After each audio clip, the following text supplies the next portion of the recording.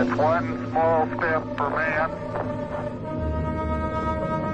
one giant leap for mankind.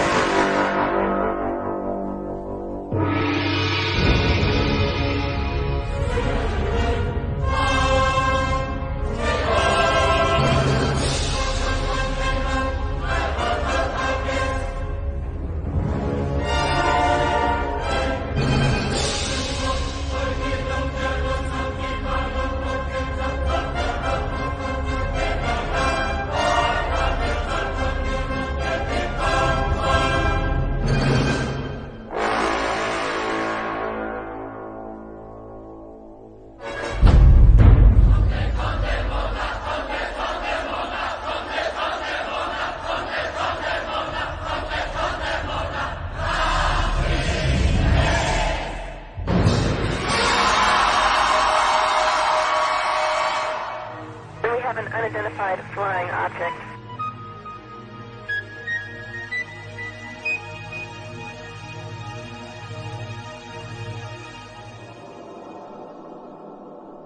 Did it really happen? Did man really walk on the moon, just as Kennedy had challenged NASA to do?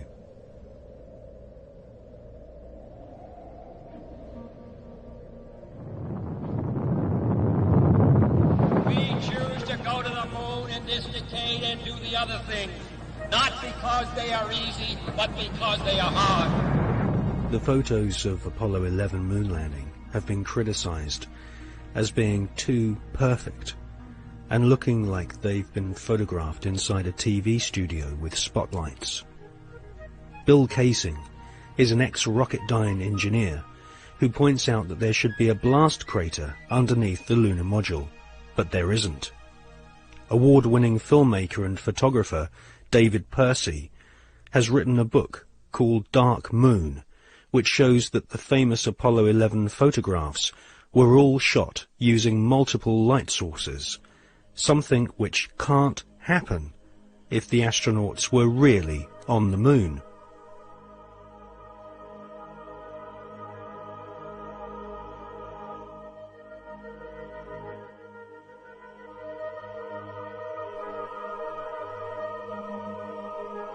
Jim Collier, an American investigator, has pointed out that the lunar module was far too small for two astronauts in full spacesuits to maneuver around inside.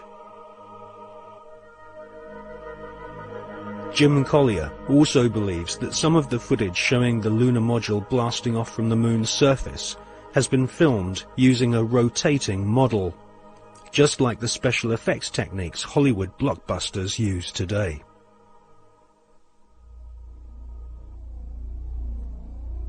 Now, for the first time on film, we present new evidence which proves that at least some of the official NASA photographs taken on the lunar surface are definitely faked, or at the very least, heavily manipulated. Join us now on a quest for the truth to the moon.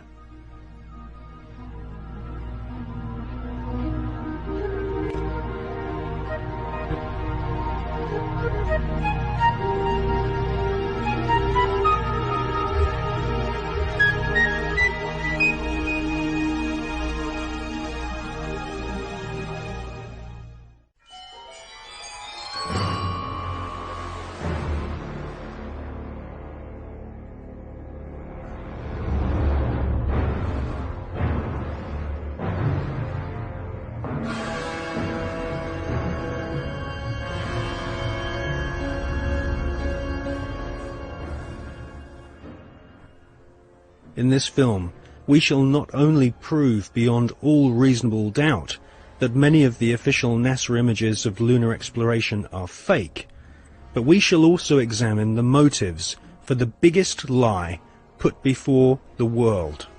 Why did NASA repeatedly fake lunar images and photographs? Why did NASA stage lunar expeditions which did not happen? The answer will surprise you.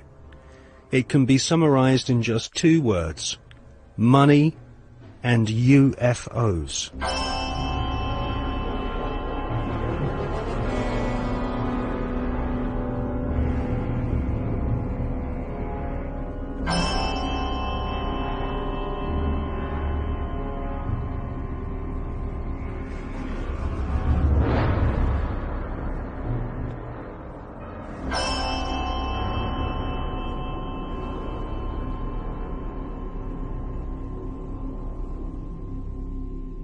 But before we look at the motives for lying on such a vast scale, let's look at where some NASA scientists came from.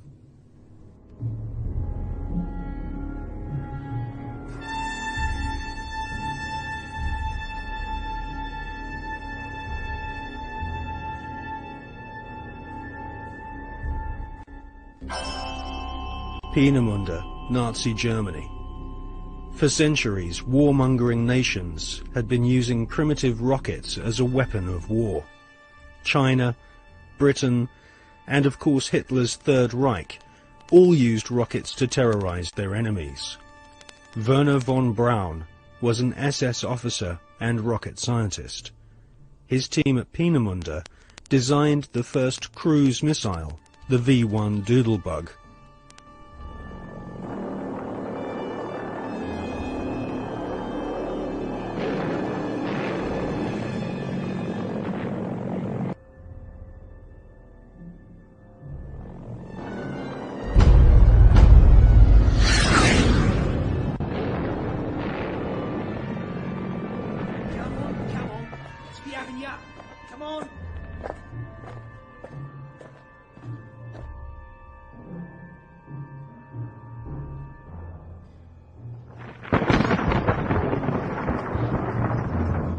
The V-2 rocket was the forerunner to the Saturn V rocket, which would supposedly take man to the moon.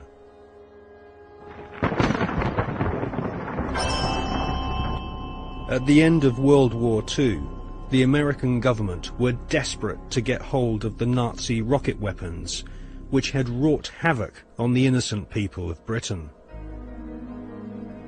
The American government launched Project Paperclip, which secretly changed the war criminal files on Werner von Braun and his colleagues. Files which described these SS officers as an ardent Nazi were changed to read not an ardent Nazi. Werner von Braun, his team, and the rocket factory at Peenemünde, which had terrorized Western Europe, was transported to the USA, lock, stock, and barrel.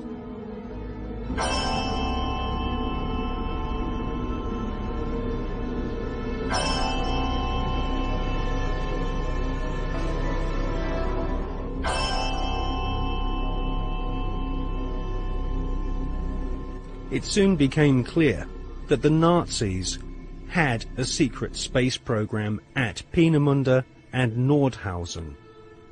The Hannibal craft utilized alternative propulsion systems such as Vril power, possibly back-engineered from recovered crashed flying saucers.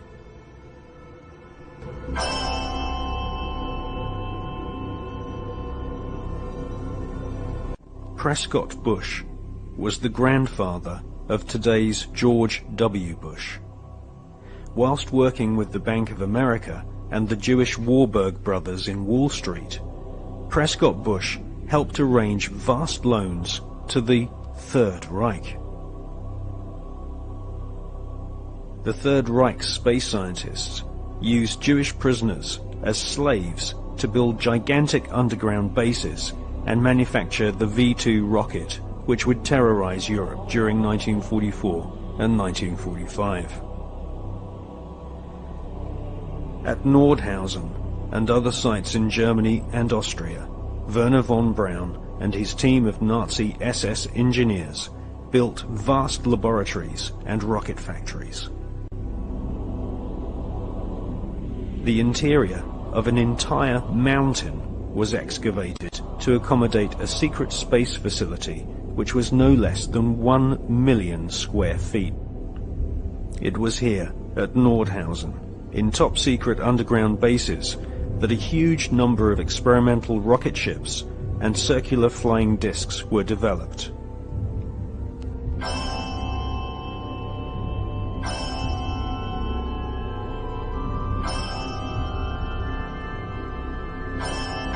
The prototype V-7 craft was powered by engines manufactured by BMW.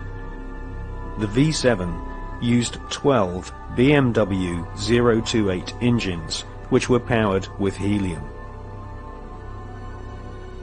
radical fuselage shapes were developed, which would later lead to the emergence of stealth aircraft and the cruise missile.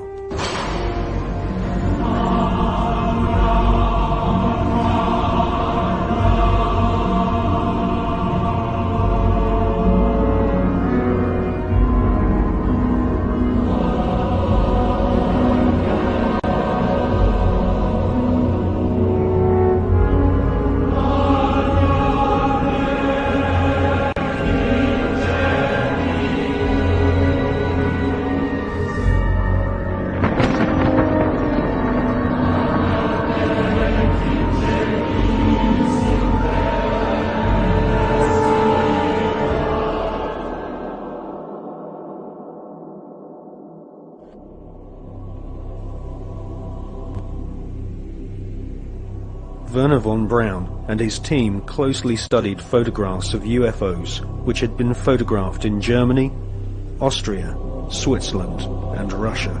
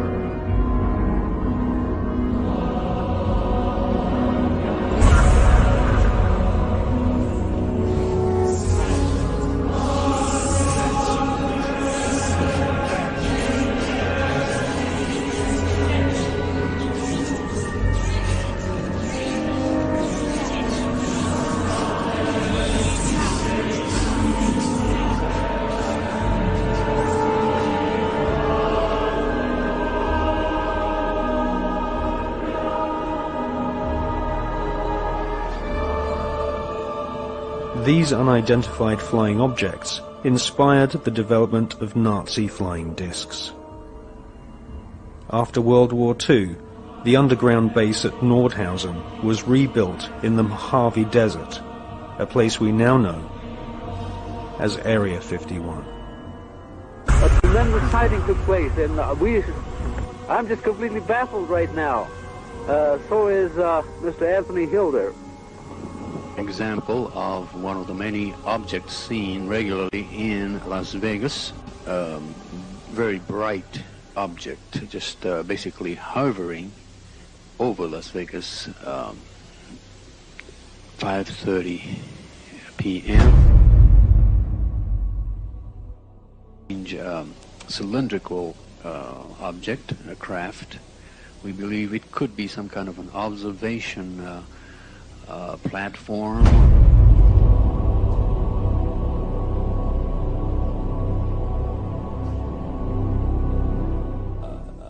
The volume of evidence is that the space program that appears on the television news and has done these last few decades is actually only there as a movie to hide the real program, which is actually exploring things that these guys already know are there. There's this secret agenda in which advanced knowledge that people in general never hear is passed on to the chosen ones that are chosen to have this information and to move it through the generations. The agenda for centralized control and all that stuff.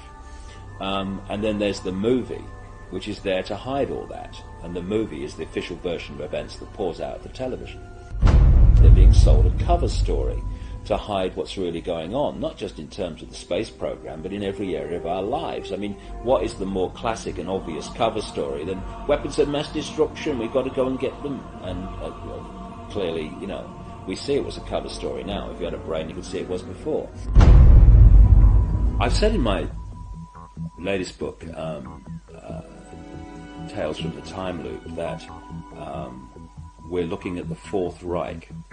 And then I put under that brackets, or a continuation of the Third, which never ended. People have no idea, in the general population, because no one tells them, of the fundamental connections between the Nazis. The people now think, oh yeah, the Nazis have gone, and the American administration. First of all, the Nazis were funded out of Britain and America. Why is it that they were taking their wages home in wheelbarrows during the Weimar Republic? Germany was in economic catastrophe. A few short years later, they have a war machine that's taking on the world. How did this come about? Anyone else? Well, let's ask the Bush family. Because, and this is not just me, other researchers have come up with this, and a guy called John Loftus, who is he runs the Holocaust Museum in Florida, that Prescott Bush, who is the grandfather of the present president, he was a major executive of the Harriman Empire in America. And they had a company called the Union Banking Corporation, the UBC, which interfaced with the banking and steel empire in Europe of a guy called Fritz Thyssen, who was named at places like the Nuremberg trial and elsewhere as a major funder of Adolf Hitler and the Nazis. And what Prescott Bush, who was the key executive in the Union Banking Corporation, was doing was funneling money and other resources through the UBC into Thyssen's empire, and then it went to the Nazis, and that's where the war machine came from, also through the Bank of England. Only yesterday, every business, every profession was part of Hitler's system. The doctors, technicians, clockmakers, postmen. Practically every German was part of the Nazi network. They believe they were born to be masters, that we are inferiors, designed to be their slaves. A number of companies in which Prescott Bush was involved in were closed down during the Second World War under the Trading with the Enemies Act. William S. Farish, whose grandson is now Bush's ambassador to Britain, William S. Farish III, very close friend and horse interbreeder with the Queen of England. His grandfather, William S. Farish, was president of Standard Oil, the Rockefeller Oil Company, when it was exposed as supplying the Nazis with oil during the Second World War, while they were supposedly in conflict with America. So what you had then was this CIA, British intelligence operation called Project Paperclip, which was to get the Nazis, the major Nazis, with all and a lot that with tremendous knowledge that are not registered by history, out of Germany so they would be safe, and into South America and North America to continue this agenda up to the present day. And so this is why you have Nazi after Nazi turning up as founders and creators of NASA and all these other institutions, the CIA, that appeared immediately after the Second World War. T-minus 2 minutes and counting, and the countdown continues to move along smoothly. Now in the terminal countdown portion, we're standing by now to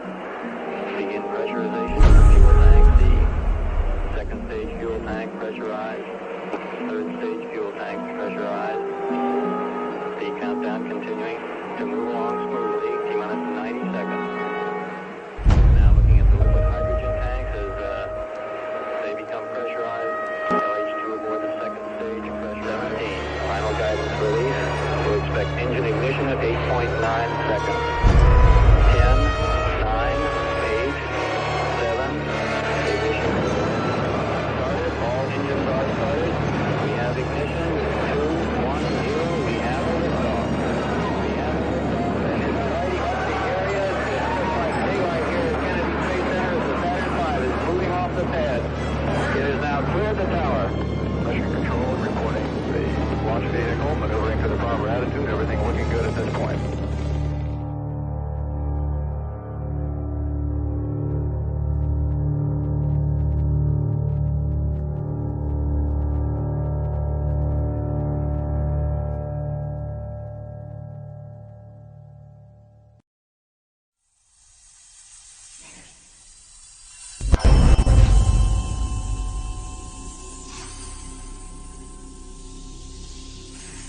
In 2003, the skeptical magazine Fortean Times claimed that no such craft or Nazi secret space program had ever existed.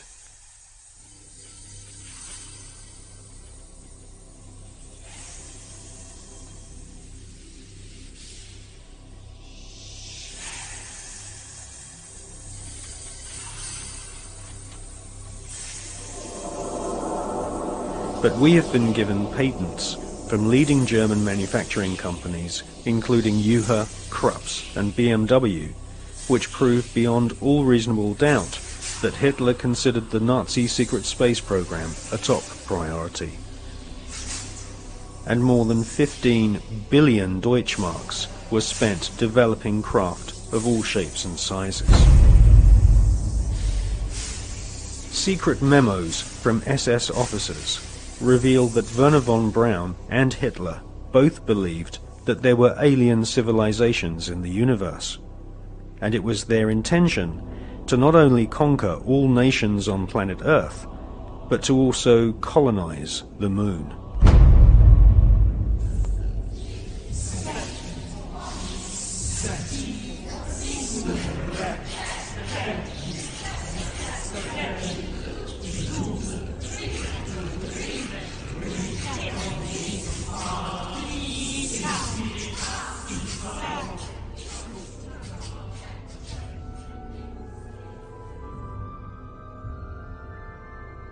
Gentlemen, the conquest of outer space is the greatest technological challenge of the age in which we live.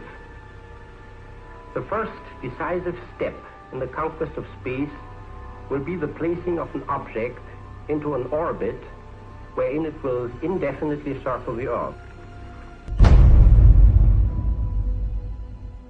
1954. Sputnik 1 shocks the world and puts the USSR way ahead in the Cold War. Sputnik 2 takes a dog into space, the first living creature to leave the face of planet Earth. Russia then shocks the world by sending an unmanned probe to the Moon. Meanwhile, the US Army plan Project Horizon, a plan to colonize the Moon with Americans. This plan was soon abandoned when the true nature of the hostile environment of outer space was discovered by American and Russian scientists.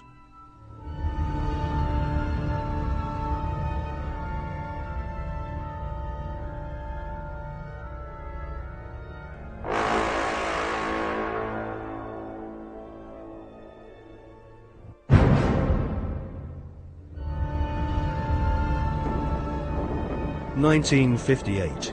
Spectacular rocket failures destroy American morale.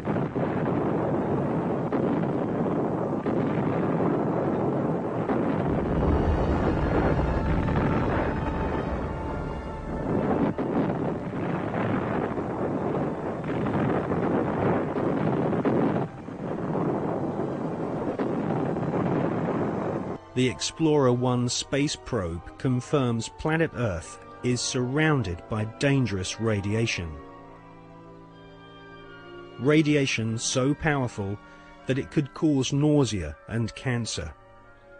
The Van Allen radiation belts and solar particles from the sun are extremely hazardous to humans.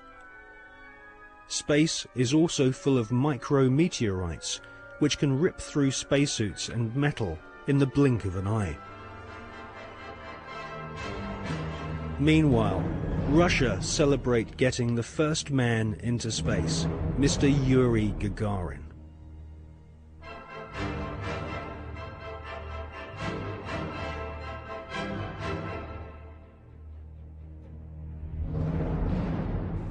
There was already a parallel space program, and it had been continuing from even before the time that NASA was created in 1958. October 1958, NASA were incorporated by President Eisenhower. The secret space program was run by the Department of Defense.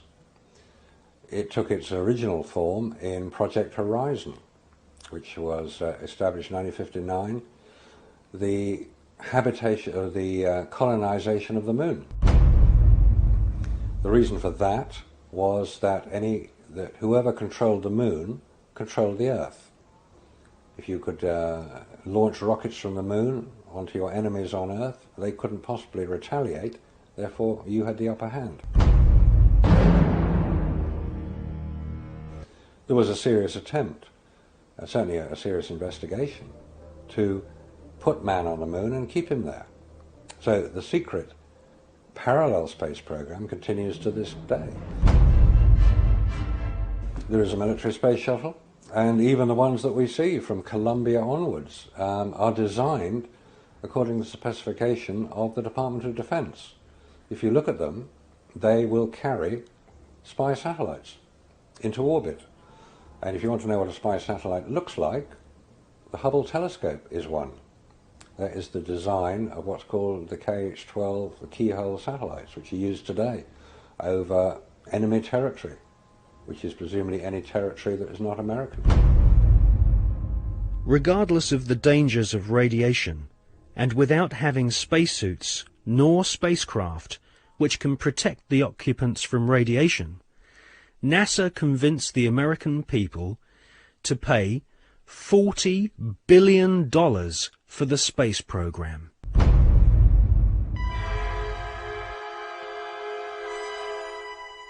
The most lethal forms of radiation, of course, are at the higher end of the spectrum. That's gamma rays and X-rays. We know what ultraviolet can do. If you stay out too long in the sun, you get sunburn and skin cancer and die, and it's all very sad. But gamma rays, and X-rays especially, are particularly lethal to humans, unprotected humans. There was no protection that I have been able to identify. I've found no reference to it. I found nothing that will tell me what level of protection is offered, so I have to assume none was. I've contacted the manufacturers of the spacesuits, and they said there was no radiation protection built into the spacesuits, because I asked them if these same spacesuits could be used by technicians to go to Chernobyl or 3 Mile Island, because the nuclear reactors produce the same radiation as produced in space. They said no, not advisable, no protection. Ex-Nazis were now in charge of vast amounts of tax dollars. In today's value, the Nazis at the heart of the NASA space program were given more than $600 billion. All NASA had to do was announce a new space project, and the money was handed over so that the American government could save face in the Cold War. Alan Shepard and John Glenn were blasted into space using equipment which was still in the prototype stage. John Glenn reports UFOs to Mission Control, which he describes as looking like fireflies, similar to the Foo Fighters reported by pilots during World War II. Werner von Braun and Hermann Oberth were later to confess that they both believe alien life forms exist and may have already visited planet Earth in the past. NASA soon learned that we are not alone in the universe.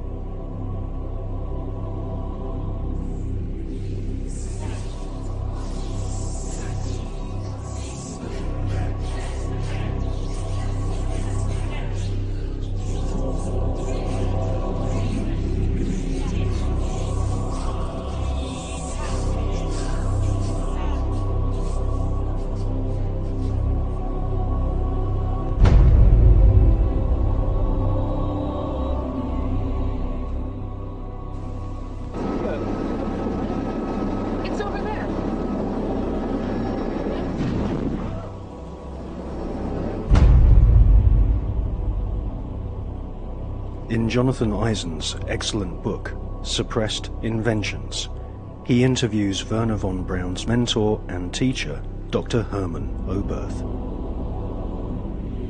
Dr. Oberth makes it quite clear that he has studied the aeronautic performance of UFOs.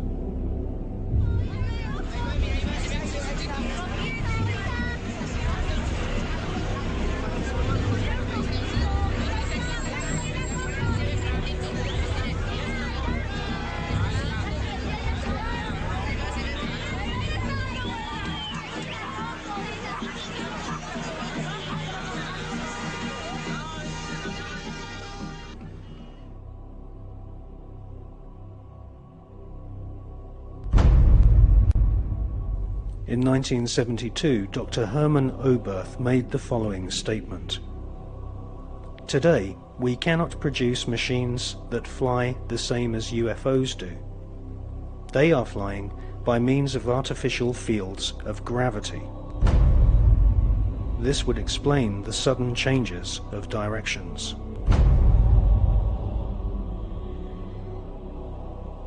This hypothesis would also explain the piling up of these disks into a cylindrical or cigar-shaped mothership upon leaving the Earth, because it is in this fashion that only one field of gravity would be required for all the flying saucers.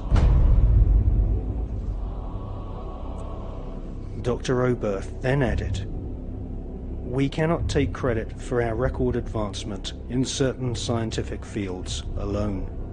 We have been helped, and we have been helped by the people of other worlds."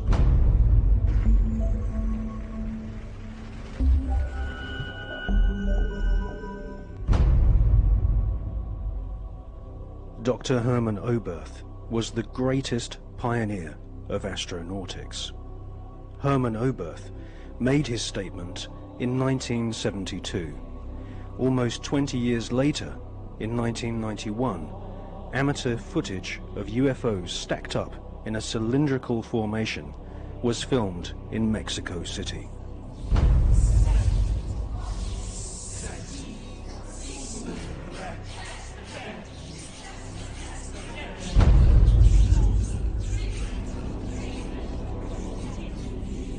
It's a monopoly that is being conducted through science about the possibilities of finding life in a different planet or satellite in the space.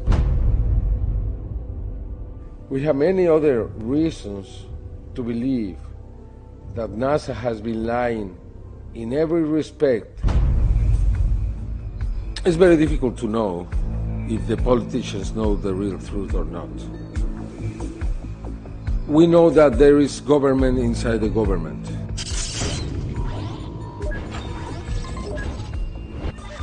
We know that there is military intelligence. We know that in America, after the Manhattan Project was created, that group subsists. And that group was the one who handled the Roswell crash, the Socorro crash, and others. Are you talking about Majestic 12? Yeah, probably it's a different name now. Now it's not Majestic 12, now it's something else. I am here to discuss the so-called flying saucers.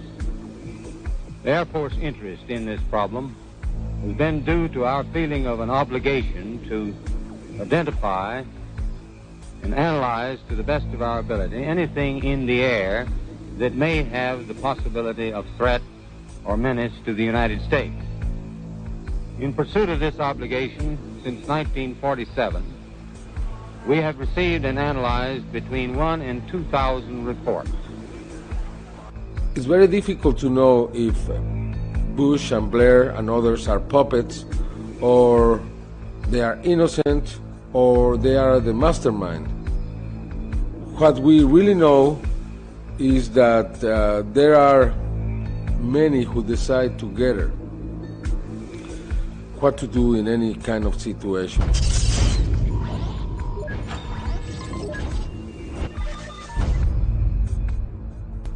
the Russians now have a very different policy around this phenomena. We have to remember that when Gorbachev met Reagan,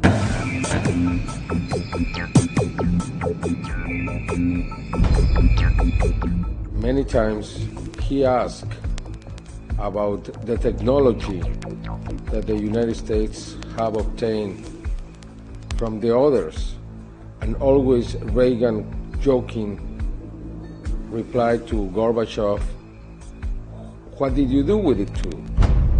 They never said we are speaking about alien technology, but many times they spoke about the other technology. And we know that Gorbachev renounced to the race, the Cold era, because he learned that the United States had technology from these beings. From the Greys. From the Greys.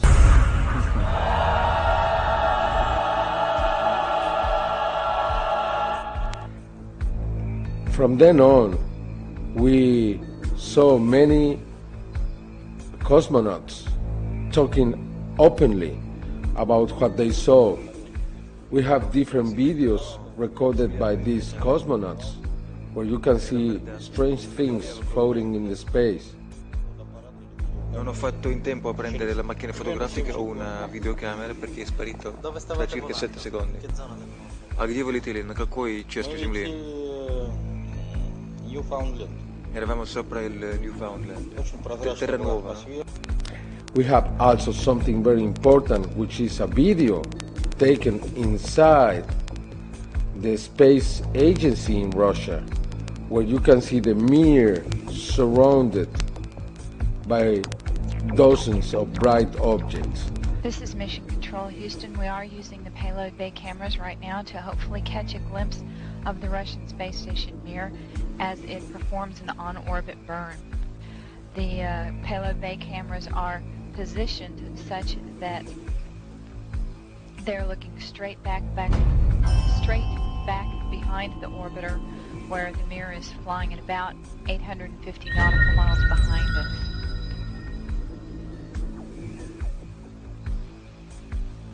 No joy from here, sorry. Hope it was a good one, though, for our friends.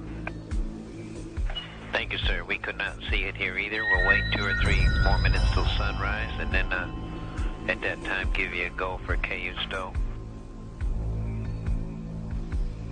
We're at a mission lapse time of 7 days, 13 hours, and 17 minutes. This is Mission Control Houston.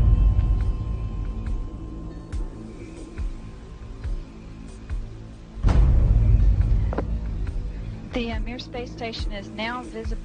Yeah, we do see something flashing visually, but we're not sure that might be...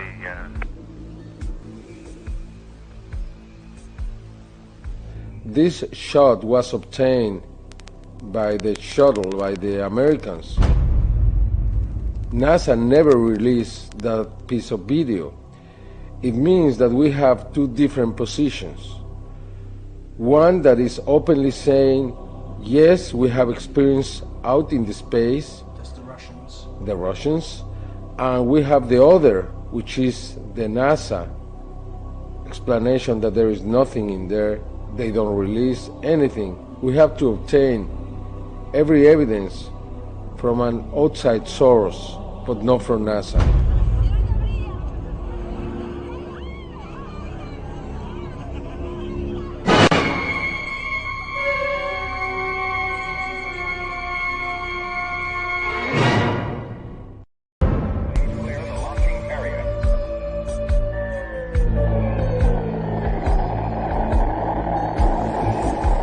NASA spent gigantic sums of money during the 1960s, but most of it was spent on the ground, not in space.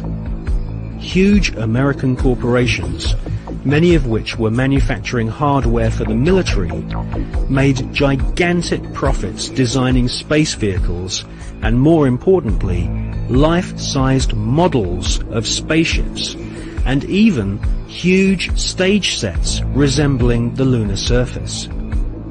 someone in NASA had realized that after taking billions of dollars from the American people, if they couldn't make it to the moon, they would fake it to the moon. Obviously, if you're going to somewhere that nobody has been before, you need to have a simulator which recreates that environment as closely as you can. If you're going to the moon, you recreate the surface of the moon. And here we see a section of the lunar surface created. It's about 30 foot high, 30 foot long, 35 foot long.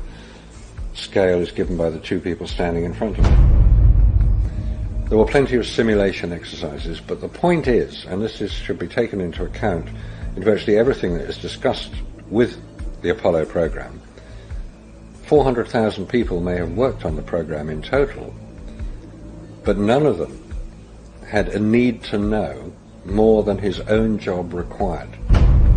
The people who were making the rockets didn't know what the people who were making the spacesuits were doing, because they had no need to know about that. Their job was to make the best models and the best simulation of the lunar surface that they could. And if we come up to this picture here, we see the three scales on which these models were built. We have here the whole moon as one unit. It stands about 20 foot high.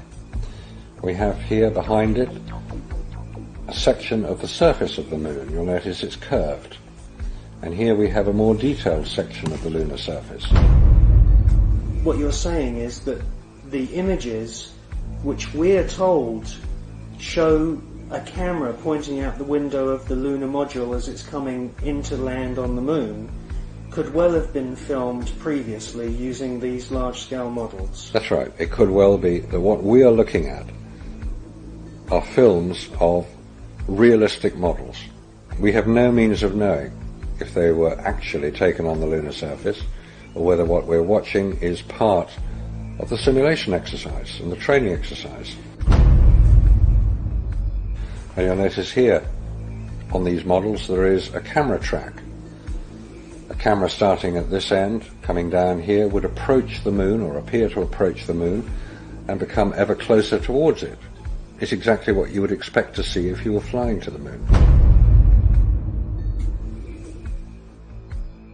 This is a simulation rig that was built. This is the command and service module of the Apollo program. And you'll notice that the window here looks out onto a block here. And there's another one here. They're curved. These are the screens onto which the lunar surface was projected as the craft made a simulated approach towards the lunar surface. Is what we're seeing a mixture of fact and fiction? It is fact. It is fiction. It's mixed together. It's hard to separate them until you examine it closely. If a spacecraft is in deep space, the only possible explanation for a light seen through the window of the spacecraft is the sun. It's the only bright light in space. If it's not the sun, then it has to be some other artificial light, which implies that that particular image is possibly fiction. July 1961. NASA was soon being criticized for the flimsy construction of their hardware. The first orbital capsules did not even have windows in them for the astronauts to look out of. One of the most vocal critics was one of NASA's most respected astronauts, an all-American hero named Virgil Gus Grissom, who almost drowned when recovery helicopters were unable to lift his space capsule from the sea. After a successful journey into space, Gus Grissom almost died through NASA's bad planning. Or was this an early attempt to silence Gus Grissom?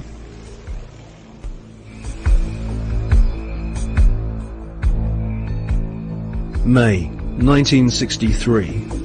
Astronaut Gordon Cooper experiences re-entry problems in his Faith 7 rocket ship.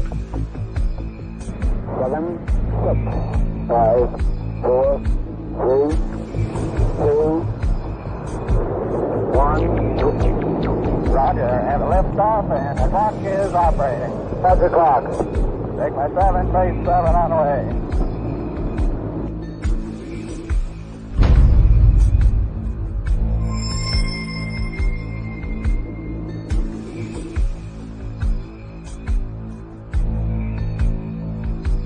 The prototype lunar module, known as the LIM, had serious stability problems.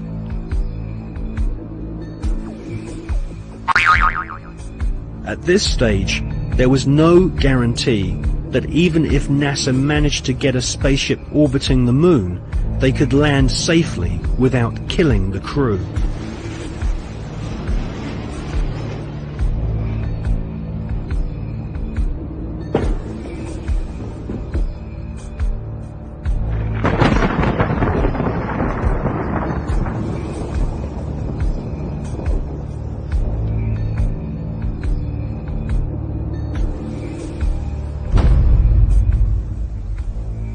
Could the footage which we see of the LIM approaching the moon be filmed in a TV studio?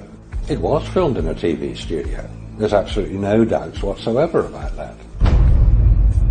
And the way that this film was created was by the use of models. There's nothing secret about the models. They exist. You can go and see them today. The models were very lifelike, very realistic. There is one that is a life-size model. It's in Flagstaff in Arizona. It's 2 miles long, and it's an exact replica of the Sea of Tranquility.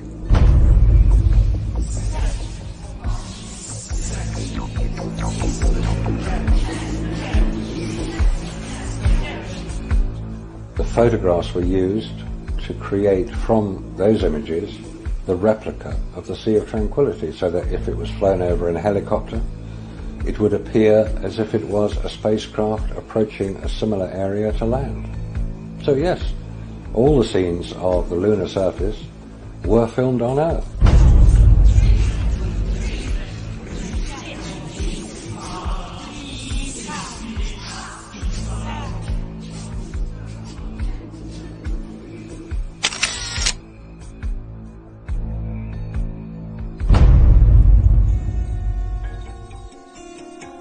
June 1965. Gemini 4 is launched and the first man walks in space. Right to quantum started. I can do that. I'm going to drag a little bit, so I don't want to fire the gun yet. Okay, I'm out. Okay, now, close the switch.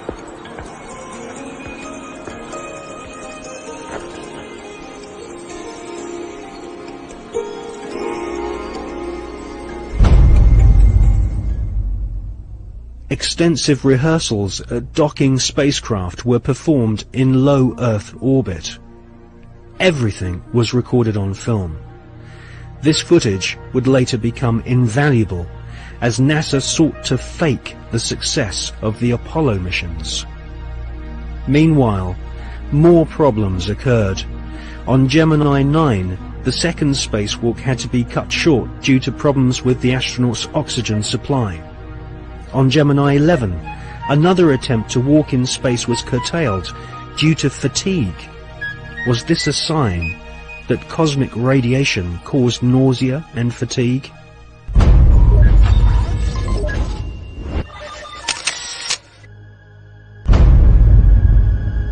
NASA could not risk the public humiliation of having brave astronauts crashing to their deaths on the lunar surface broadcast on live TV.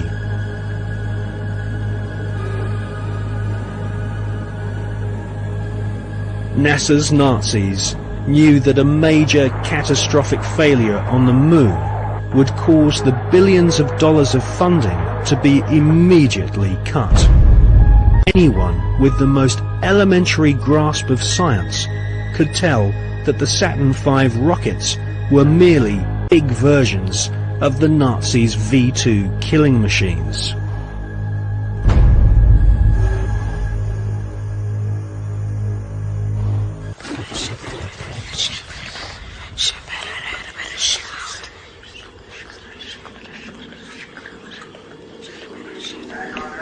The crew of Apollo 8 has a message that we would like to send to you. beginning, God created the heaven and the earth. And the earth was without form and void, and darkness was upon the face of the deep. And the Spirit of God moved upon the face of the waters. And God said, "Let there be light." And there was light. And God saw the light, that it was good. And God divided the light from the darkness. And God called the light day, and the darkness he called night, and the evening and the morning were the first day. And God said, "Let there be a firmament in the midst of the waters. Let it divide the waters from the waters." And God made the firmament, and divided the waters which were under the firmament, the waters which were above the firmament. And it was so. And God called the firmament heaven, and the evening and the morning were the second day.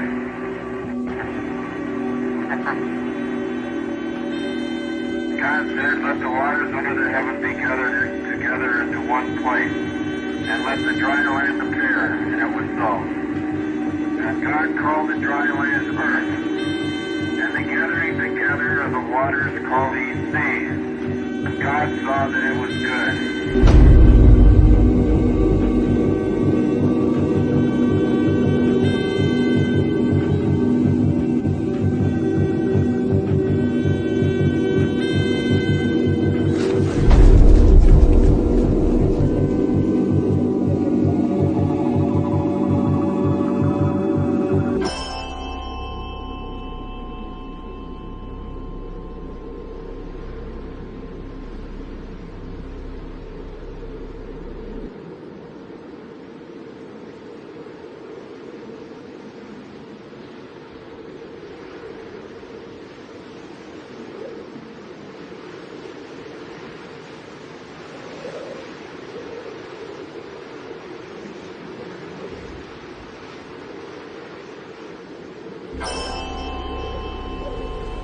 It is wrongly perceived by the mainstream media that there has never been an official report of a UFO by any NASA astronaut. This is simply not so. Since the early experimental orbital craft were developed by ex-Nazi SS officers on behalf of NASA, American astronauts have continually reported strange UFOs. In many cases, photographs and even film was shot of these mysterious, unidentified flying objects. During his pioneering orbital flights in the Gemini 7 capsule, NASA astronaut Jim Lovell clearly alerted Mission Control of a bogey at 10 o'clock high.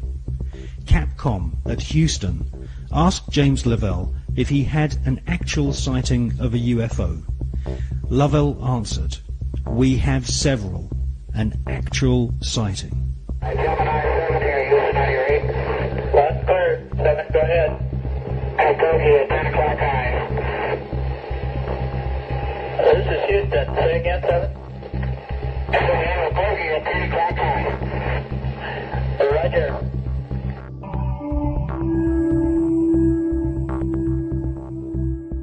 On the 4th of June 1965, astronaut James McDivitt reported seeing a cylindrical-shaped craft.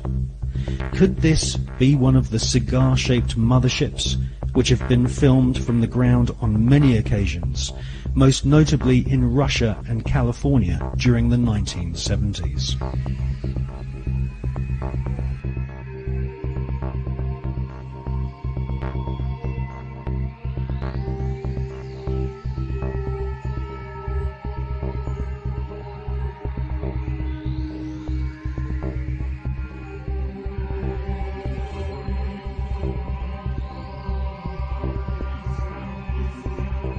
Former astronaut Gordon Cooper has publicly stated that his interest in UFOs was one of the reasons why he became an astronaut in the first place.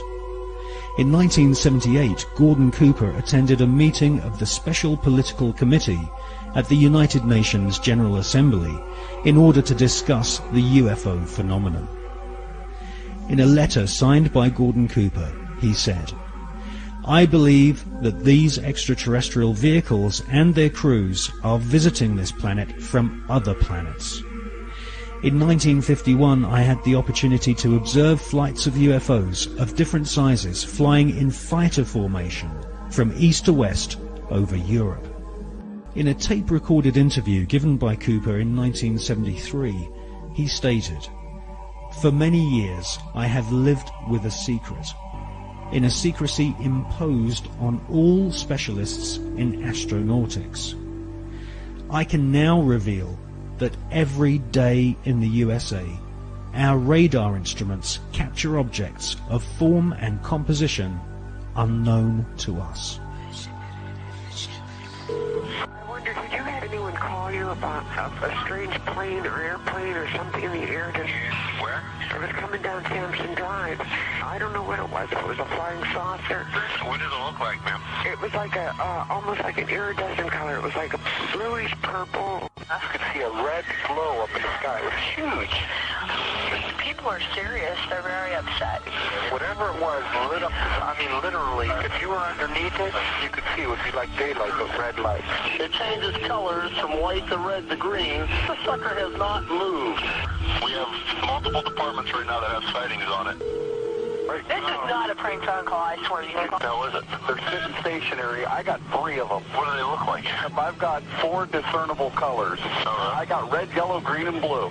And the one just was like flashing. So if they're those planets those guys were talking about, then they're planets with Christmas lights on. This is weird. In 2002, astronaut Scott Carpenter was interviewed by the late Graham Birdsall of the British UFO magazine.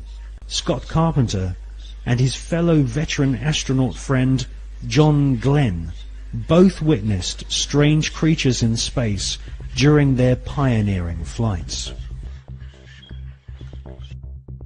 Now, there were so many unknowns in the early days. And this is a fact of the matter. We were really not sure after John flew whether or not there were critters, living critters out there somewhere.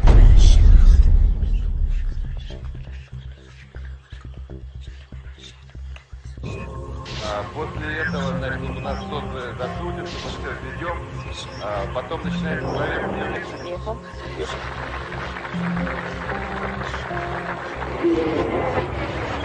Yes, we have some, not thousands, some cases when Russian astronauts watched objects. Yes.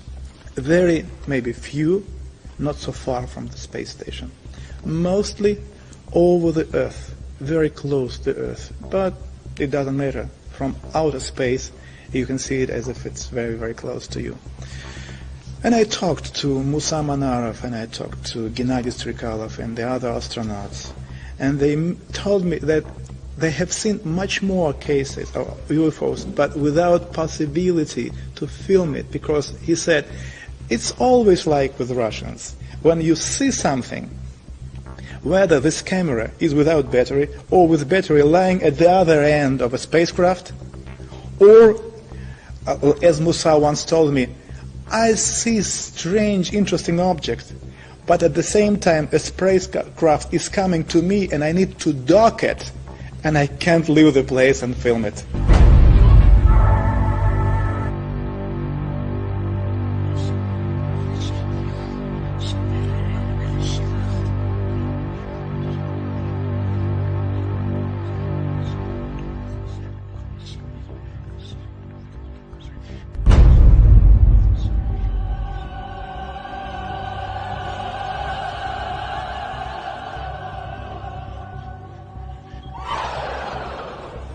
You know, we have been investigating this particular question, and we came to very interesting conclusions.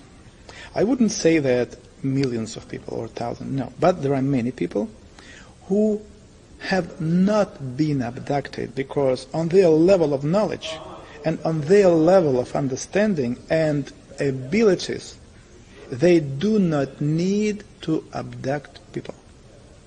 No. I will try to explain what's going on. When you say they, you're talking about the... It is, yes, it is. It is. when it is flying here, there are some kind of scientific expeditions which are visiting the planet.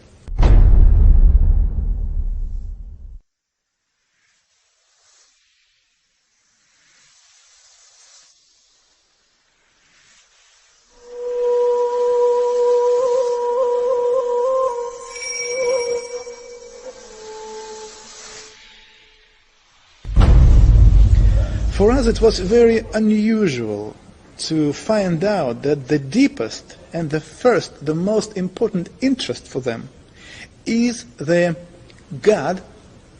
Who is He? They are looking and searching for God, and His creation ways, understand everything. And they can learn it only in one way: if they learn and check how big human groups are behaving, kind of an invisible influence, and how people are reacting. At the same time, there is another very interesting technology. When they meet a person, they take from a person kind of a informational hologram. This hologram, which any human being have, contain in itself information about previous lives, about present life, and something about possible future.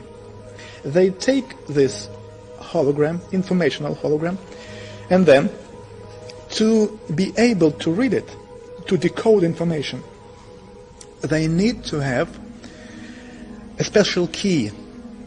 This special key is the sample of your way of thinking. For this reason, to have this key, they somehow transmit into your brains a hard idea, like, just an example, you are living wrong. You broke our laws on this planet.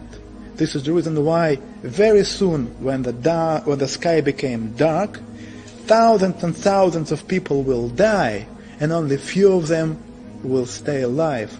And at this particular moment, when a human being starts to analyze this information, they just read it, like they take it like from a computer. Hops, that's it. They don't need anything. They take this hologram, they take this key, and then keeping this hologram anywhere there, they can have any information about human being and what's going on with him and his surroundings.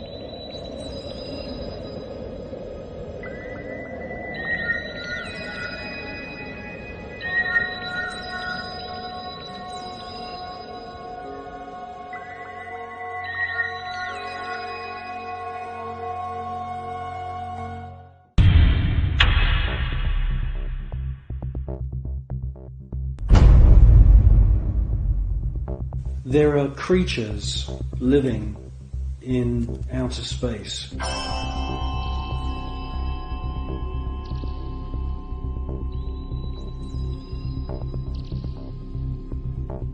And I'm the first one to realize how crazy that sounds. Scientists would immediately say, well, that's impossible. there's ultraviolet radiation in space. Without having a craft around you, you'll die. Well, all I can say is that these, I call them space serpents, they do exist.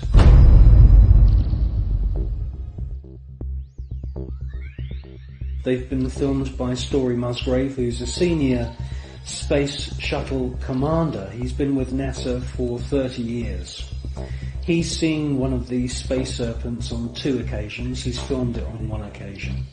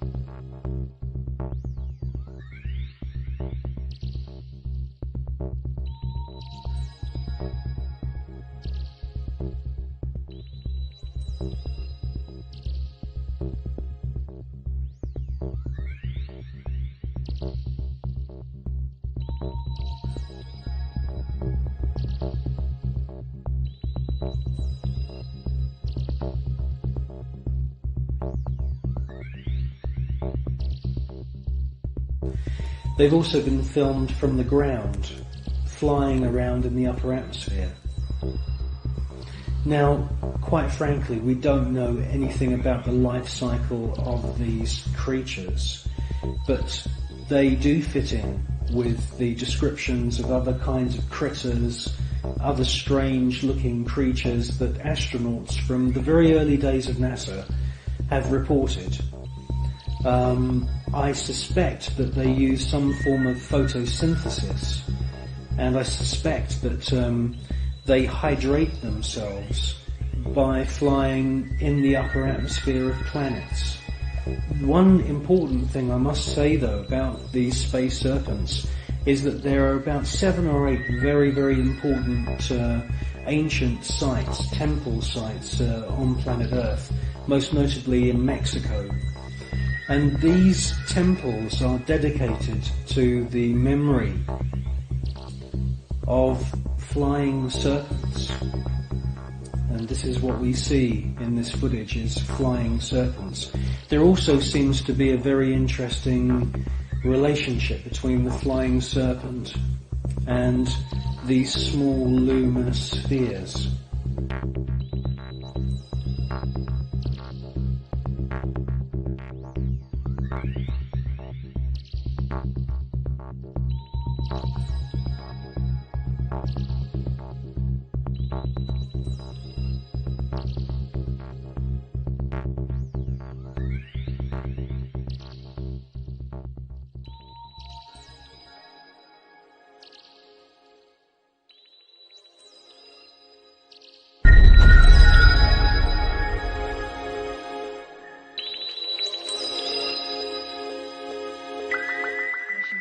Houston, we are using the payload bay cameras right now to hopefully catch a glimpse of the Russian space station Mir as it performs an on-orbit burn. Though it will be difficult to pick Mir out from the stars as they pass behind us, the payload bay cameras are positioned such that they're looking straight back behind the orbiter, where the Mir is flying at about 850 nautical miles behind us. Well, obviously this is a massive faux pas that this piece of footage was accidentally broadcast. The person who's passed me this piece of footage is now dead. The footage that we see, mostly of UFOs, has been filmed with image intensifying equipment.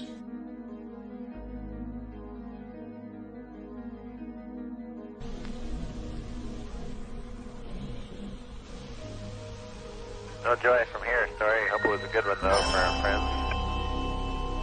Thank you, sir. We could not see it here either. We'll wait 2 or 3 more minutes till sunrise, and then at that time give you a go for KU Stowe.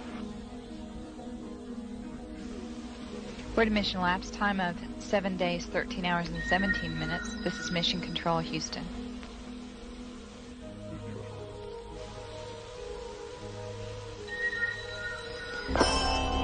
The Mir space station is now visible on the far left-hand side of the screen, about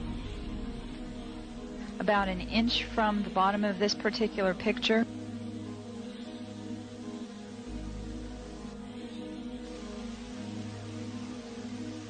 Okay, the Mir space station is the small flashing light in the center, about an inch from Camera Charlie on a monitor. the left-hand side of the screen. It's slowly...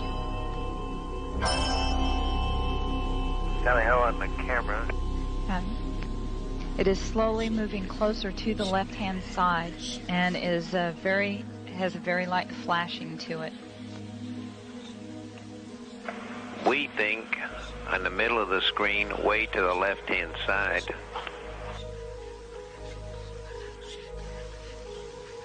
We think you can see a flashing light just a little bit to the left of the center of the screen, very faint.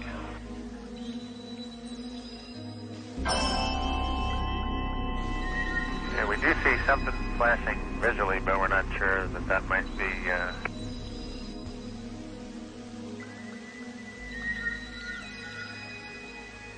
This is Mission Control, Houston. Once again, we believe we were just able to spot the Mir spacecraft as it flies about at 850 nautical miles behind us.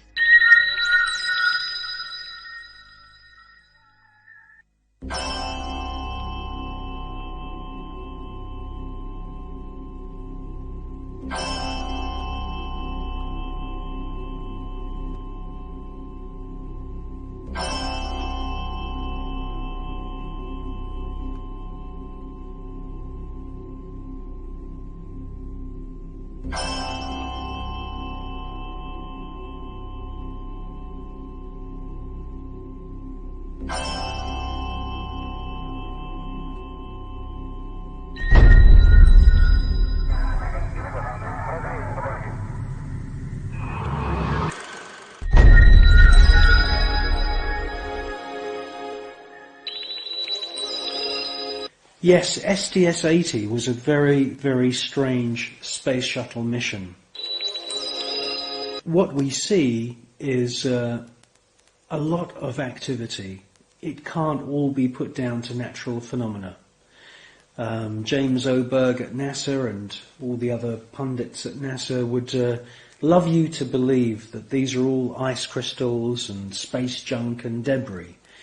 Quite frankly, if there was that amount of debris, that sheer number of shooting stars flying around in close proximity to the space shuttle and the Mir space station, it would be not safe to put craft up into space. A piece of rock just a few millimeters across, travelling in the opposite direction of the space shuttle, would rip through the entire structure of the space shuttle and cause a fatal accident.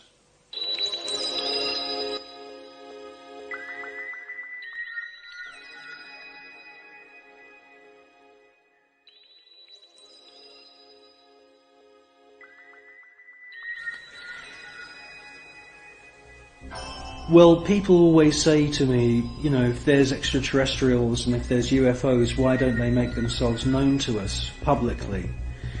Well, I think with the space shuttle mission STS-80, that's exactly what they did do.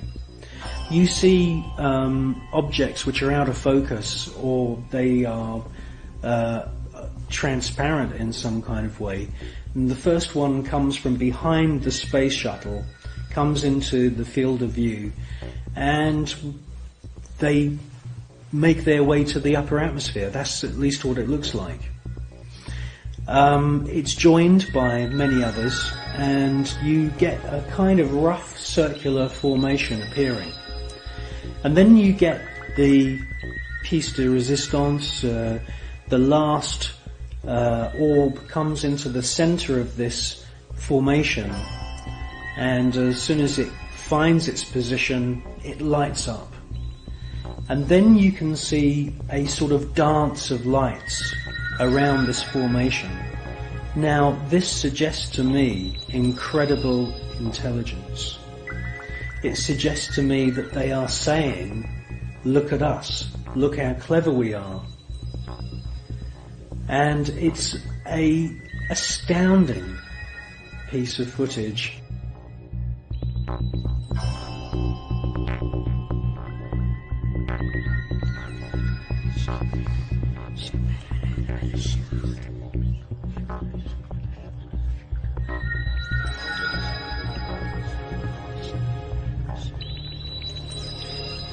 These extraterrestrial craft are attracted to thunderstorms, and many times we see lightning on the surface of the planet or in the atmosphere of planet Earth.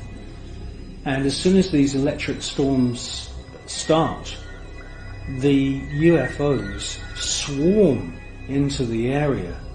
It's almost as if they're harvesting the electromagnetic energy within the atmosphere. And in actual fact, there are unseen forces in the atmosphere, etheric flows of what the German scientist Wilhelm Reich described as orgone energy. And it could be possible that these UFOs are sucking energy from these electric thunderstorms on planet Earth, and this is where they're getting their energy from. You should concentrate on the first object that appears, and you will see that it holds its position. Many TV stations have actually broadcast this STS-80 footage, but they only show you the few seconds of the large glowing orb coming from the lower atmosphere.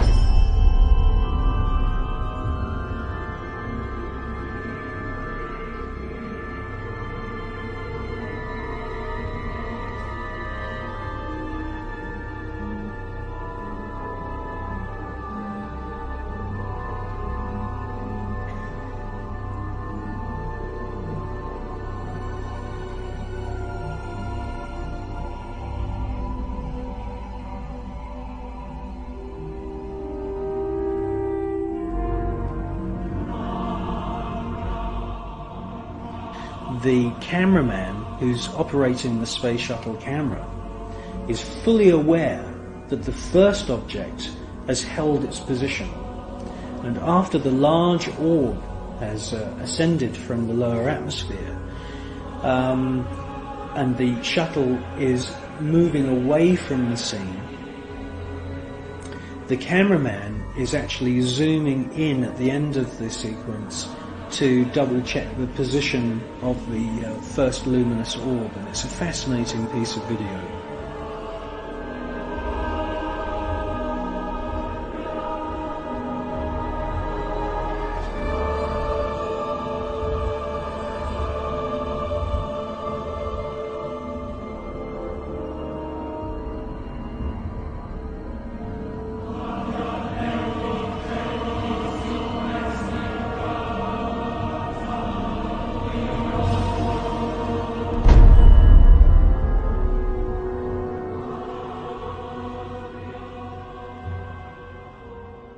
A few years ago there was an astounding book published.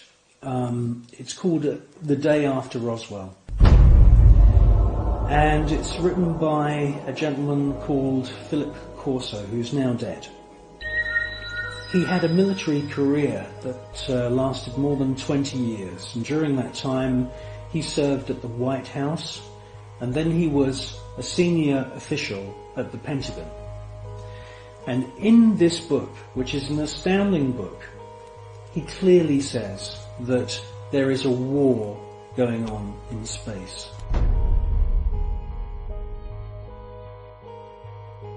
In other words, NASA and the American military have designed weapons He says in his book that some of the weapons are based on patents of the genius inventor Nikola Tesla.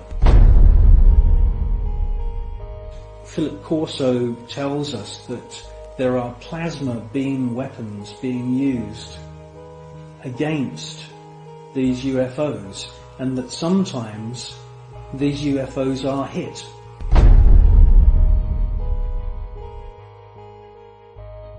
A special team then travel out to wherever it is in the world and collect the wreckage.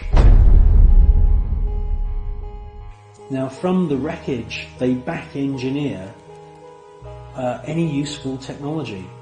In his book, he clearly states that microchips, semiconductors, fiber optics, lasers, many other new metal alloys have all been back engineered from wreckage which they've collected from UFOs which have been shot down by the American government.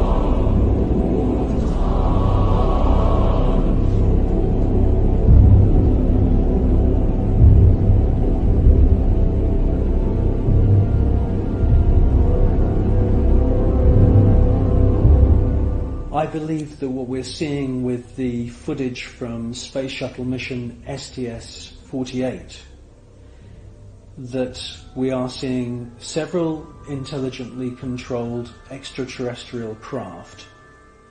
And yes, I do believe that the flashes are the firing of some very, very top secret weapon which is able to produce an electronic or electromagnetic plasma kind of death ray that is being used against these UFOs. I do believe that that is exactly what we're seeing.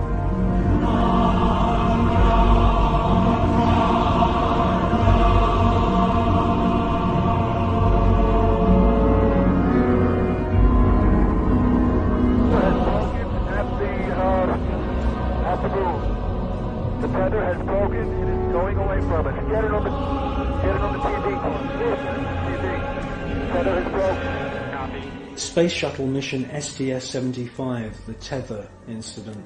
A lot has been said about this incident. Personally, I feel that most of the objects that you see are actual individual parts of the tether, just floating around in space, and that they're out of focus. It's a fascinating piece of footage, and I wouldn't be surprised if there weren't, quite a few UFOs coming into the scene to check out our technology, just the same as they've done many times before. The crew can see the tether and see the satellite. It's beautiful.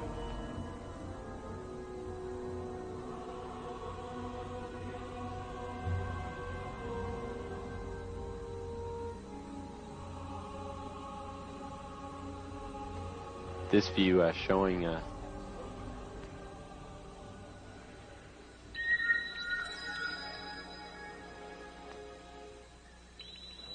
the satellite.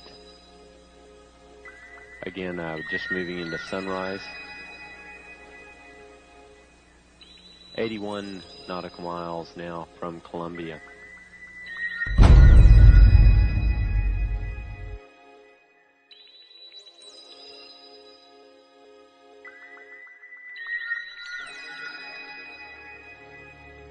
You clearly hear one of the astronauts being told there's an object at your 11 o'clock position. It's about your 10 o'clock, 11 o'clock going away. Don't worry about it. And the other astronaut, who's obviously in the know, says don't worry about it. Out there. I'm not sure what you're talking about. I suspect that the senior astronauts, the astronauts who've been up more than just once, are fully aware that there is a very large number of unexplainable objects flying around. Never mind.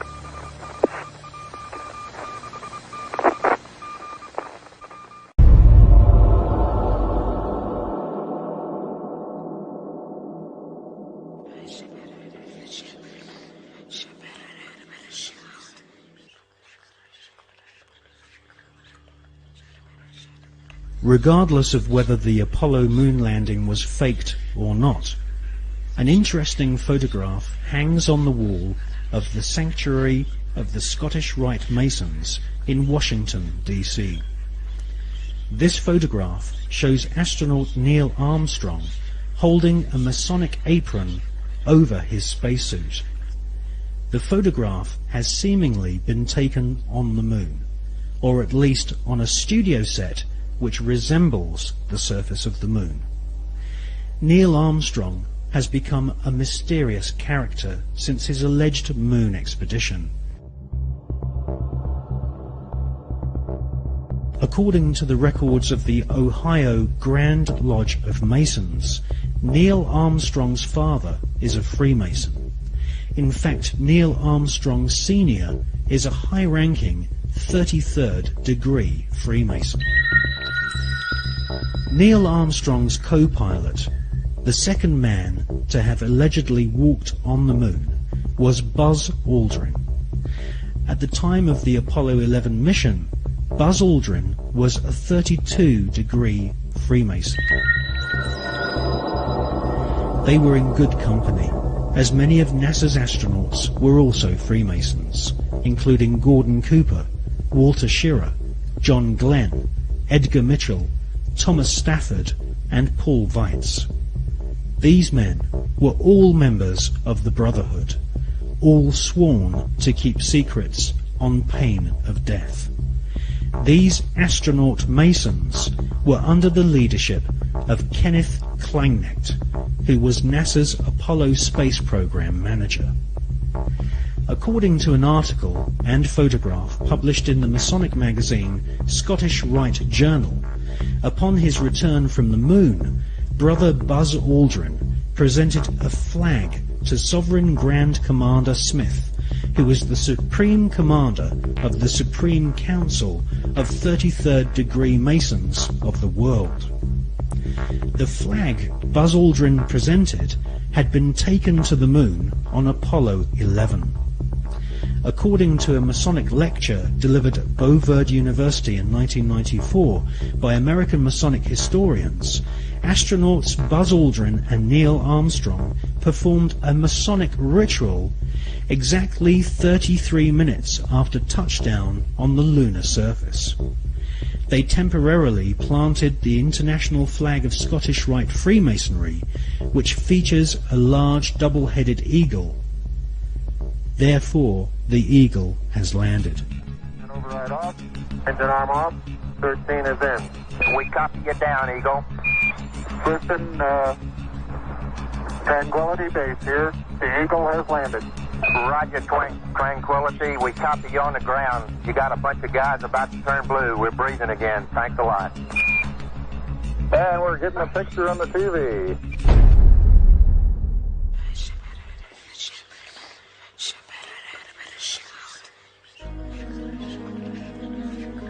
The short Masonic ritual Armstrong and Aldrin allegedly performed declared the celestial body of the moon to be the property of the Masonic God. Who is the Masonic God? As confirmed by former Supreme Commander of the 33rd degree and Grand Wizard of the Ku Klux Klan, Albert Pike, The Masonic god is Lucifer.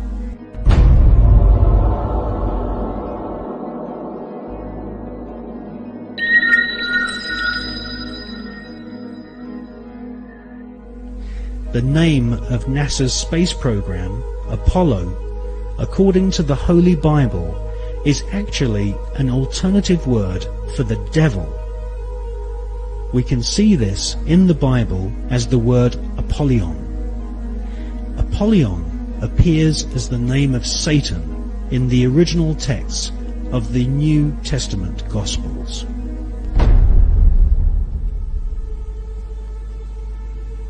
Like Christopher Columbus and many explorers before them, Armstrong and Aldrin used a flag to claim territory for their monarch. Upon their return, NASA Space Program Manager Kenneth Kleinecht invited the Apollo crew to a secret Masonic ceremony which saw Kleinecht's brother be appointed to the Sovereign Grand Commander and titular head of all Scottish Rite Masons throughout the world.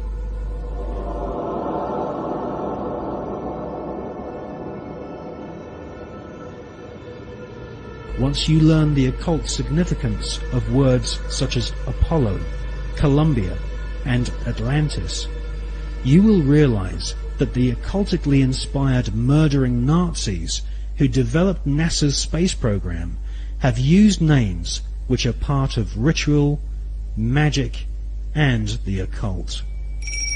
Hawati Entawi, Tem Jafar Kau, Tarpen Mof, Mof, Tarf, Sem F, Menemenet F Nebet, Hayat Nebet, Henenet Nebet, Jedefuet F, Awet F Haset, Semau M Sanut.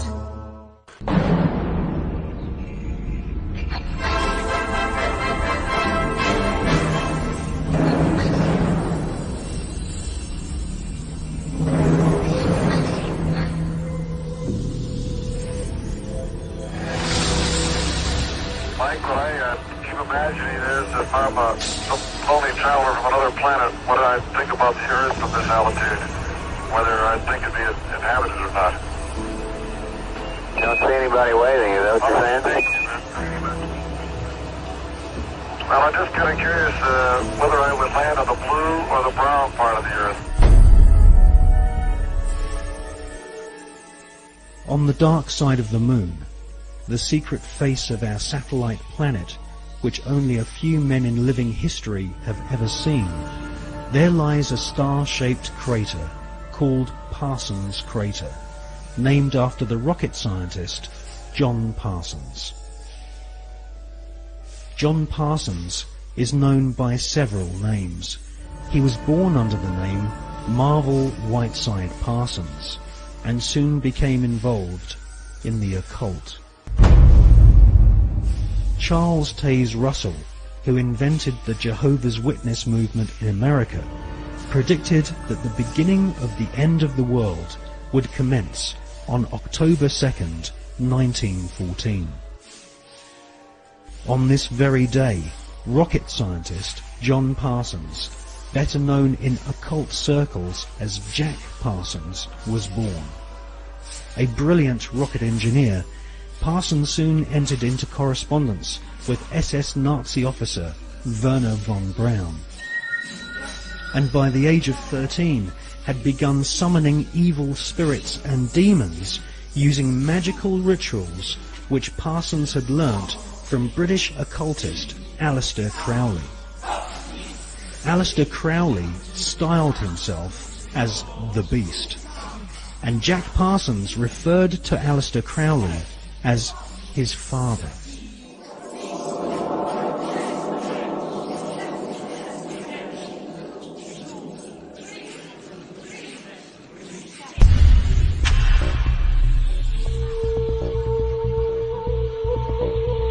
Grand Master of the Priory de Sion, Jules Verne, had written several books which strongly influenced the mind of the young Jack Parsons. In 20,000 Leagues Under the Sea, Jules Verne prophesied the invention of a submarine vehicle which could wage war from the depths of the oceans. In newspaper reports read by the young Jack Parsons, he saw German U-boats launching futuristic torpedoes, travelling under the sea and causing death and chaos. Young Jack Parsons wrote in his journal that if the French author Jules Verne's submarine was a tangible possibility, then why not the rocket ship which travelled to the moon and back in Verne's other books? For most of Jack Parsons' adult years, he was an adept of occultism and a distant disciple of Aleister Crowley. When Crowley visited California and gave the go-ahead to form a new chapter of his OTO Satanic Secret Society, it was Pasadena, the hometown of Parsons, which was chosen. Jack Parsons developed and patented several liquid and solid fuel rocket engines. His patented designs are still being used to this day on intercontinental ballistic missiles such as Polaris and the Space Shuttle. The Polaris nuclear missiles use Parsons rocket technology, which has a pentagram-shaped void impressed into the solid rocket fuel to aid faster burning. Parsons also patented an acid aniline mix, which was used on the first generation of Titan nuclear missiles, used to deliver deadly warheads and also used for high-level atmospheric tests.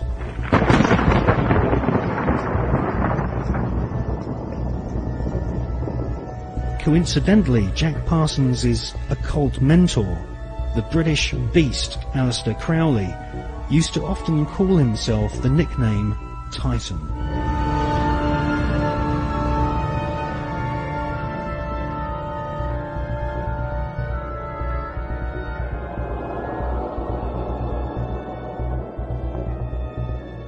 On April the 15th, 1942, Parsons demonstrated a plane powered by 2 liquid fuel rocket boosters at Edwards Air Force Base. The test was witnessed by Alfred Ledding, who fronted the US military's Project Sign, which investigated UFOs and helped cover up the phenomenon for decades.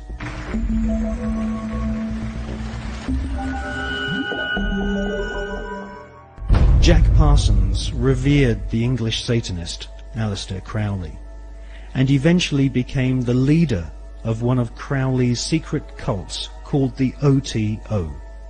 The OTO, or Ordo Templi Orientalis, claims descent from the Bavarian Illuminati, which had been revived by Adam Spartacus Weishaupt on May 1st, 1776, and had approximately 2,000 members in Masonic lodges in London, Paris, Copenhagen, Amsterdam, Munich and Ingolstadt.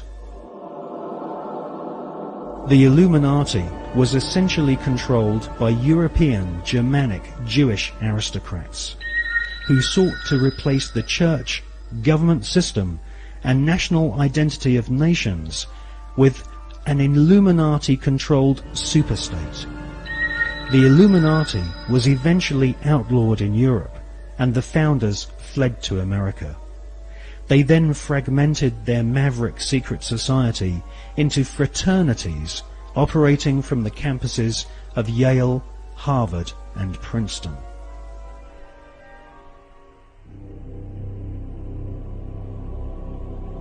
From his pulpit in Brooklyn, New York, charlatan priest Charles Taze Russell prophesied that from October the 2nd, 1914, the beginning of the end of humanity would commence, with the emergence of the Antichrist and Babylon the Great, as foretold in the Bible's Book of Revelation.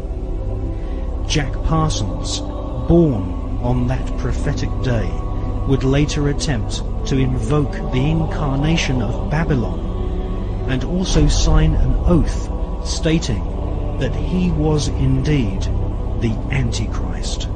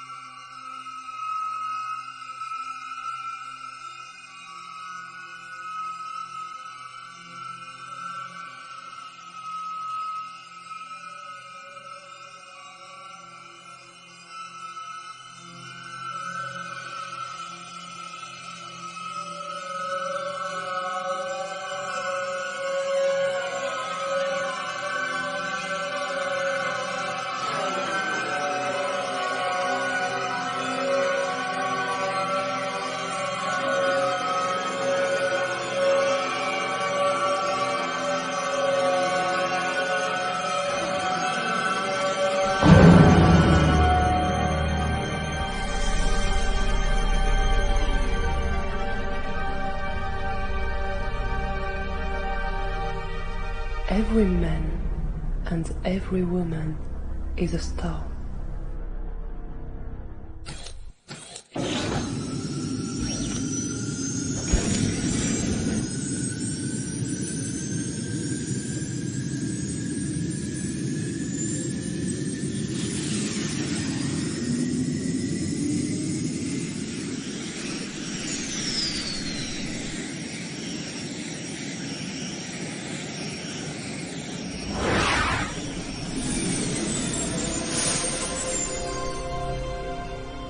Every mountain, every drop in the ocean, every living creature is made from space dust.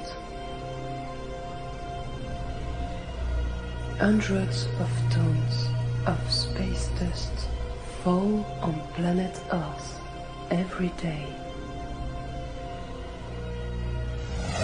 When we look at the stars, we are looking at the material which we are all made of. There are millions of galaxies in the universe, and each galaxy contains billions of stars. Many of the stars have planets. Since the dawn of mankind, the elite have lied to us.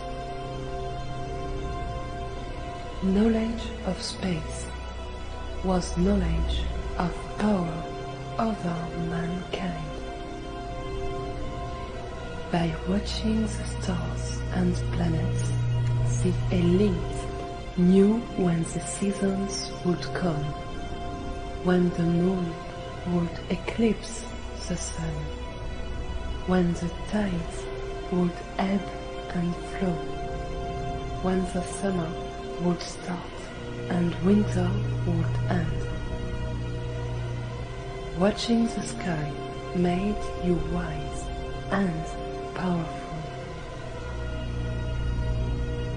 When the first telescopes were invented, the elite suppressed their existence and imprisoned anyone who wanted to bring knowledge of the infinite universe to mankind. The first grand lie was that planet Earth was flat. The next lie was that no other intelligent beings live in the universe. We now know that all this is lies. The most important truth is that the universe is like the ocean. It is teeming with life. Life will get a grip wherever it can. Life will evolve into any form and shape it can. Through all the centuries of life, remember this. Your ancestors gave us a warning that mankind has been invaded by aliens many times in the past and will be invaded again in the future.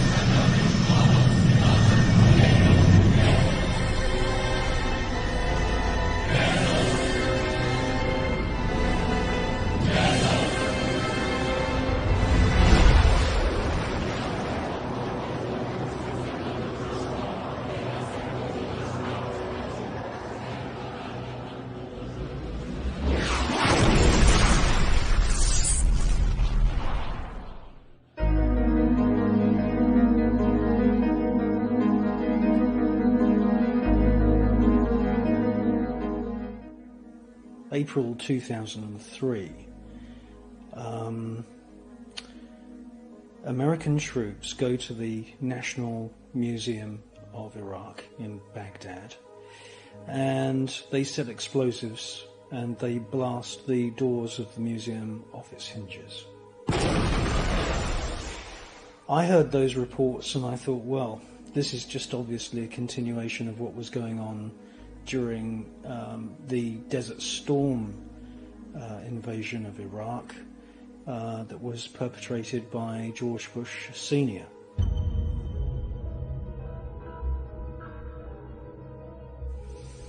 And now we know that there's George Bush Jr. blowing the doors off of the National Museum. So what's taken? Well, surprise, surprise.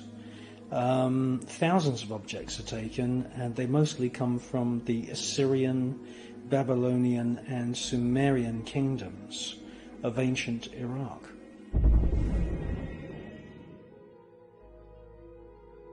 Some of these items are to do with the legends, the history, the Sumerian histories of the gods who came from the stars, and they have become known as the Anunnaki.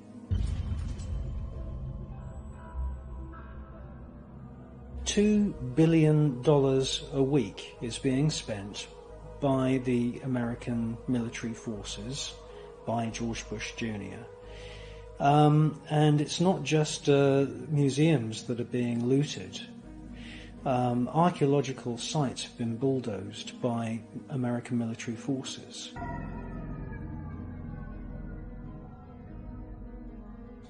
What military advantage there is to bulldozing a site, I'm not sure. Obviously, there is no military objective. There is no military objective to shooting dead an old lady who's gone out one morning to buy a loaf of bread.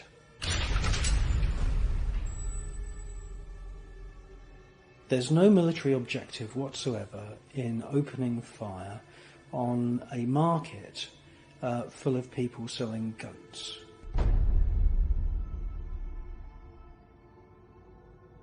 There's no military objective whatsoever in bombing children.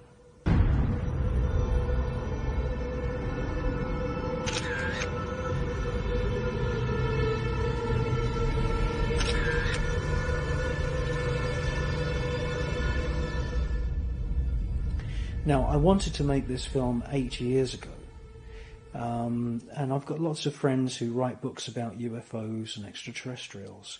When I told them, you know, my idea for this film, the full idea, lots of them said, for God's sake, don't make that film, because, you know, you're mixing up, you know, the war in Iraq with extraterrestrials, and, you know, people aren't going to see the connection. It's going to be a very, very difficult film. So Secret Space Volume 1, which is what I made in 2005, should have been Volume 2, and this film should have been Volume 1.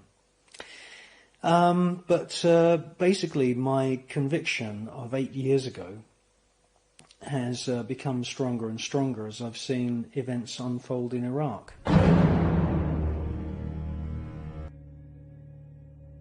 There is wholesale tracking down of people going on in Iraq by American military forces under the command of George Bush.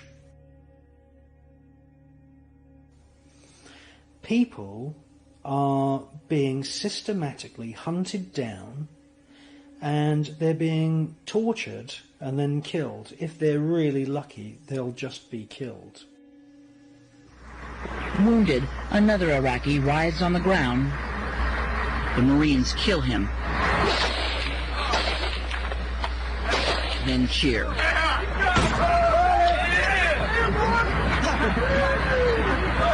man, these guys are dead now, you know. But it was a good feeling. And afterwards, you're like, hell yeah, that was awesome. Let's do it again.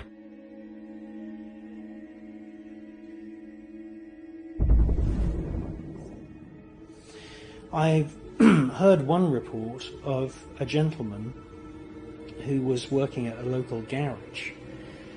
Walking home from work one day, he was asked for his identity papers by an American military officer.